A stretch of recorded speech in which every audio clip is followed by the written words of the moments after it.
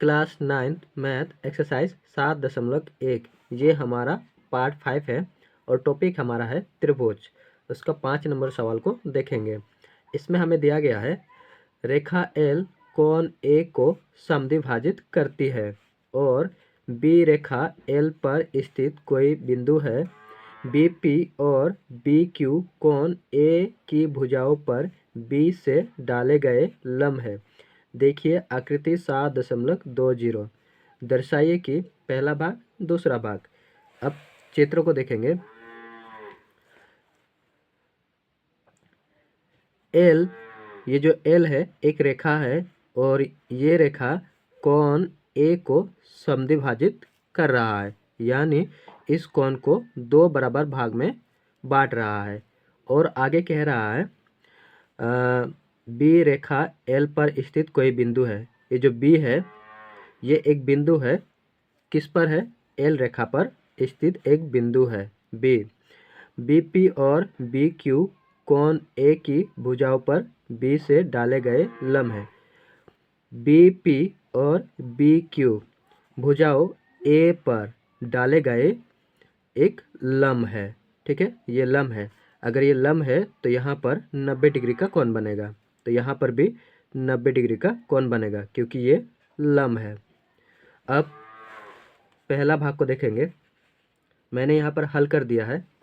हल त्रिभुज A P B और त्रिभुज ए क्यू बी में ए पी बी और त्रिभुज ए क्यू बी में देखेंगे तो ये कोण क्यू बराबर कोण पी होगा। ये जो कोण क्यू है वो बराबर होगा कोण पी के।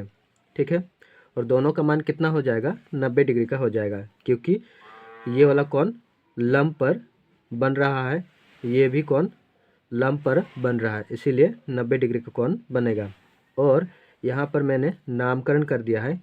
इसको मैंने दे दिया है कोण 1 और इसको कोण 2। तो कोण 1 और कोण 2 दोनों बराबर हो जाएगा। क्यों होगा? क्योंकि रेखा एल कोण ए को समद्विभाजित करती है। ये जो एल रेखा है कोण ए को समद्विभाजित कर रहा है, इसीलिए कोण 1 कोण 2 के बराबर हो जाएगा। और ए बी बराबर ए बी, ए बी ये वाला भुजा दोनों त्रिभुज में है। इस त्रिभुज में भी ये वाला भुजा है और इस त्रिभुज में भी ये वाला भुजा है, इसीलिए ये भुजा क्या हो जाएगा? उभयनिष्ठ। अब यहाँ पर देखेंगे तो हमारा दो कोण बराबर है और एक भुजा, ये वाला कोण बराबर है, ये भी कोण बराबर है और एक भुजा ए बी बराबर ए बी बराबर है। इसीलिए हम कह सकते हैं एंगल एंगल साइड से, कोण कोण भुजा से त्रिभुज ए पी बी सर्वसम हो जाएगा त्रिभुज ए क्यू बी। ठीक है, तो पहला भाग हम लोग का हो गया। अब दूसरा भाग देखेंगे। दूसरा भाग में हमें पूछ रहा है बी पी बराबर बी क्यू है।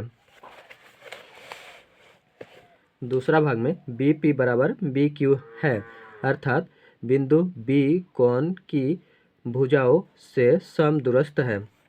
तो यहाँ पर हमने पहले ही दोनों त्रिभुजों को सर्वसम कर दिया, इसीलिए दोनों त्रिभुजों का भुजाएं भी बराबर हो जाएंगे, इसलिए बी पी बराबर बी क्यू हो जाएगा। बी पी बराबर बी क्यू हो जाएगा और ये कौन सा नियम से हो जाएगा? सी पी सी टी से, और ये हमारा उत्तर हो जाएगा।